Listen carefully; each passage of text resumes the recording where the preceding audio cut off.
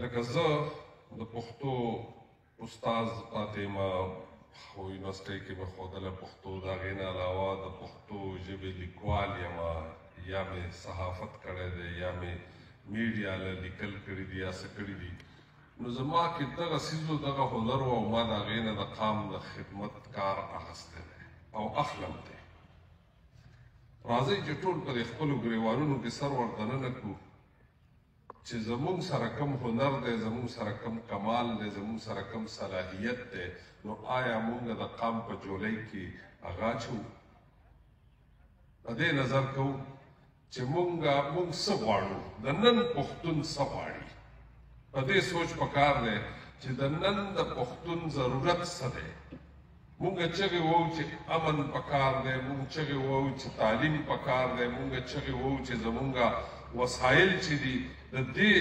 وسایلو زمونږ سره اختیار او زمونږ ته ګټه وټه پکار ده په دې به مونږ ځان څنګه پویو چې زما د لیکوال زما د صحافي زما د قلمکار د قلم نه د هغه د لیک نه د هغه د وینا نه د هغه د خپلې خاورې بوی نه راخیږي د هغه د فصلونو خوشبویي ترې نه راځي د هغه د سیندونو اواز ترې نه راځي د هغه د ابشارونو شړار ترې نه راځي د هغه د مارغانو چغار ترې نه راځي د هغه د علاقې رنګ ترې نه محسوسیږي نو دا زما لیکوال نه دی دا زما قلمکار نه دی دغسې هغه پښتون نه دی چې دی د خپلې سیمې د خپلې علاقې د خپل وطن د ترقۍ دپاره عملي طور ګامونه نه اخلي زمونږ شمس مومند صاحب یو داسې کار کړی دی چې دا کارنامه د هر چا د وس کار نه دی شمس مومند ته ډېره مبارکي وایم ځکه چې هغه ډېر په کوشش او ډېر په محنت باندې په ساینسي بنیادونو تحقیق کړی دی او سره د هندسو او سره د پوره صورتحال یې زموږ د ټولو وسایلو په هکله موږ ته معلومات راکړي دا اوس د بیروکریټو کار دی چې هغه په دې باندې کار وکړي دا د سیاستدانانو کار دی چې دا هر څه عملي کړي دا د صحافیانو کار دی چې دا هر څه مشهور کړي او خلکو ته یې ورسوي بل خواته زمونږ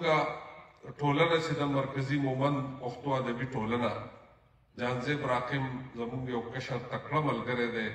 جلبل مومند چې په کومه مینه دا هر څه تر اوسه رارسولي دي او د ده ملګرو دا هر څه کړي دي نو دوی ته مبارکي وایم چې د دوی دا قافله د مخ په وړاندې ځي او روانه دي او د جلبل مومند دا انداز د تاسو اندازه کوئ دی دومره خوشحاله دی چې دی ناست نه دی دی ولاړ دی په دې ټوله غونډه کې ولاړ دی نو دغسې هر ملګری هر سړی دی په خپل خپل ځای خپل خپل کردار ادا کړي نو وطن بالکل آباد دی خو چې مونږ کردار نه ادا کوو د بل چا نه تمه لرو چې یاره دی به ماله څه کوي نو زه دا نه ګڼم چې کار وشي مونږ ټول په خپل خپل ځای باندې ملامت یو زه تاسو ته څه شعرونه وایم ما د دغه زورور له زوره خلاص کوي ما د دغه زورور له زوره خلاص کوي پردو راشئ ما د خپله روره خلاص کوي او د کشتۍ نه هم یریږم چې نهنګ دی د کشتۍ نه هم یریږم چې نهنګ دی ما د دې وارخطایۍ له جوره خلاص کوي او هنګامې او وسوسې مې دي په سر کې هنګامې او وسوسې مې دي په سر کې لیونی شوم ما د ځان نه شوره خلاص کوي او رهبرانو تاسو ټول خو دوه کورې رهبرانو تاسو ټول خو دوه کورې مونږ خواران به د دې ښکلي کوره خلاص کوي رهبرانو تاسو ټول خو دوه کورې مونږ خواران به د دې ښکلي کوره خلاص کوي او مکتبونو کې د نورو ژبو راج دی مکتبونو کې د نورو ژبو راج دی پښتانه به جوړ له خپله موره خلاص کوي ډېره مننه